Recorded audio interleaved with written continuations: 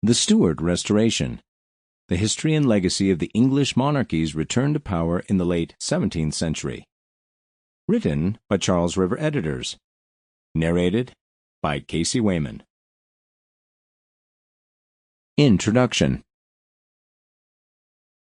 In 1605, Guy Fawkes was one of over a dozen conspirators in the famous Gunpowder Plot, an attempt to assassinate England's King James I. When the plot was discovered on the 5th of November, Fawkes and other conspirators were quickly convicted and executed, and the king asked his subjects to remember the date as the joyful day of deliverance. Fawkes was but one of a countless number of failed assassins, but in a perversely ironic way the king's declaration ultimately turned November 5th into Guy Fawkes Day, a celebratory day that usually had children creating an effigy that would then be burned in a bonfire. While the effigy was usually Fawkes, others made it a custom to burn an effigy of the Pope, a tradition that came to the 13 colonies in America as well. Though he was only one of the plotters, Fawkes became the one most associated with the act, and he was viewed as a symbol of treason.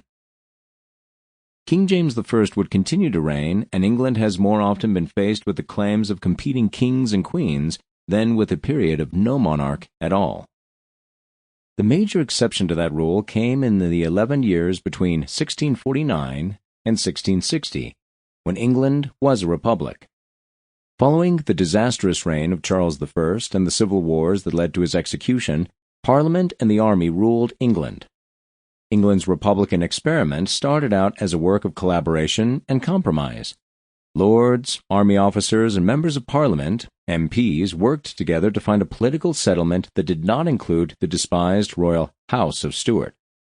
Nonetheless, religious and political division made collective rule unworkable, and ultimately one man emerged from the chaos to rule the country.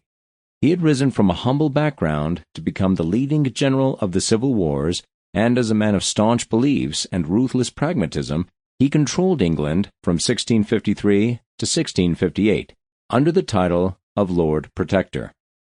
In essence, he was a king in all but name.